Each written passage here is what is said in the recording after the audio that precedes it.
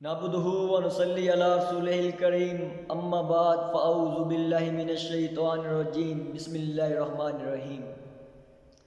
واقعہ کربلا ایک ایسی داستان ہے جو ہمارے ایمان کی جڑ کو مضبوط سے مضبوط تر بنا دیتی ہے، اور یہی وجہ ہے کہ آج ہم اپنا تن من دھن اسلام کے اوپر قربان کر دیتے ہیں۔ آپ کے علم میں یہ بات ہونی چاہیے کہ واقعہ کربلا کی جو سی جنگ تھی، یہ حسین اور یزید کی کوئی ذاتی دشمنی نہیں تھی، یہ حسین اور یزید کی کوئی ذاتی لڑائی نہیں تھی، بلکہ یہ جنگ حسینیت اور یزیدیت کے درمیان کی جنگ تھی، جس میں بطور انسان حسین رضی اللہ عنہ کو شہید کر دیا گیا اور یزید تخت و تاج پر قبضہ کر گیا۔ شخصی اور ذاتی حوالے سے دیکھا جائے تو حسین یہ جنگ ہار گئے اور یزید یہ جنگ جیت گیا۔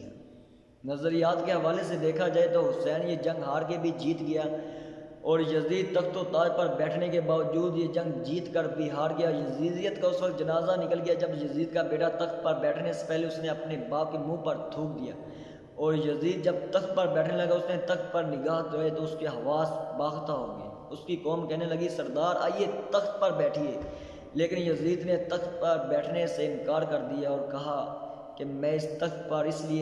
اس وجہ سے نہیں بیٹھ رہا کیونکہ مجھے اس تخت میں سے آل رسول کے خون کی بو آتی ہے، اس لیے میں اس تخت پر نہیں بیٹھوں گا۔ یزید کلنج کی بیماری کے اندر مبتلا ہو گئے، اتنی دردناک موت مرا کہ اللہ تعالیٰ ہر کسی کو ایسی موت سے اپنے حفظ و ایمان میں رکھے۔ کتابوں میں ملتا ہے کہ یزید کی جون سی قبر وہ تمزبلہ تمش میں ہے جہاں لوگ کچرا پھینکتے ہیں۔ جب آل رسول پر ظلم ڈھائے جا رہے تھے تب ایک جن تھا جس کا نام تھا ظافر،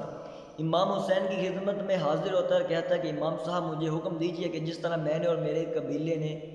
جنات پر فتح حاصل کی، ہم اولاد آدم کو بتا دے کہ ان کی اوقات کیا ہے۔ لیکن امام حسین کہتے ہیں کہ ظافر یہ شجاعت کا امتحان نہیں بلکہ صبر کا امتحان ہے۔ تو دیکھ نہیں رہا جبرائیل اور میکائیل کھڑے ہیں، تو دیکھ نہیں رہا اسرافیل اور میکائیل کھڑے ہیں، تو دیکھ آسمان کی طرف دیکھ جو میری نصرت کے لیے کیا کہتا ہے، تو زمین کی طرف دیکھ جو ابھی پھٹنے کے لیے تیار ہے، تو دیکھتے ہی قبیلے کے لوگ نقاب و نکالا نہات اور نسم آ کھڑے ہوئے ہیں جو میری مدد کے لیے تجھ سے پہلے آئے ہیں۔ جب میں نے ان کو مدد کے لیے نہیں کہا تو ظافر تو بھی صبر رکھ۔ جب امام حسین اپنے لختے جگر علی اصغر کو یزیدی لشکر کے سامنے اپنے ہاتھوں میں اٹھائے لا کھڑے ہوئے اور کہا کہ میرے جسم کو چاہے تیروں سے نوش کر دو لیکن اس معصوم بچے پر ترس کرو، 2 گھونٹ پانی اس کے حلق میں ڈال دو تاکہ اس کی جان کے اندر جان آ جائے۔ ظافر جن پھر آپ کی خدمت میں حاضر ہوتا ہے کہتا ہے کہ آقا آپ مجھے حکم دے دیجئے کہ میں نہر فرات آپ کے قدموں سے بہا دوں۔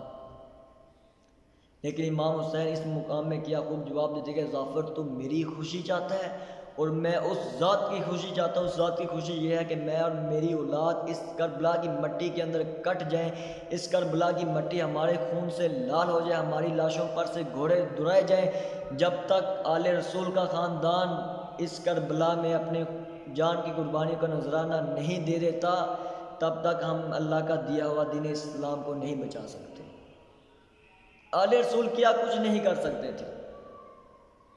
اگر آسمان کو حکم ہوتا تو آسمان ریزہ ریزہ ہو کر انسانوں پر برس پڑتا، اگر زمین کو حکم ملتا زمین پھٹ جاتی اور تمام انسان اس زمین کے اندر دھنس جاتے، اور یوں ہی نہیں کہہ دیا گیا کہ شہادت امام حسین اصل میں مرگ یزید ہے۔ شہادت امام حسین اصل میں مرگ یزید ہے۔ اسلام زندہ ہوتا ہے ہر کربلا کے بعد۔ یہی وجہ ہے کہ اگر کربلا رونمان ہوتا تو کبھی بھی غازی علم دین شہید جیسے انسان کبھی نہ پیدا ہوتے جو اس بات کو ثابت کر دیتے ہیں کہ ہم اسلام کی طرف اٹھنے والی میلی آگ کو آندھا کر دیتے ہیں، اسلام کے خلاف بولنے والی آواز کو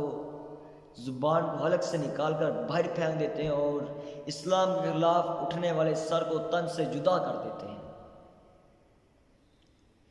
واقعہ کربلا ہمیں ایک سبق دے جاتا ہے، وہ سبق یہ ہے کہ صبر کا حالات جیسے بھی ہو صبر کا مظاہرہ کریں۔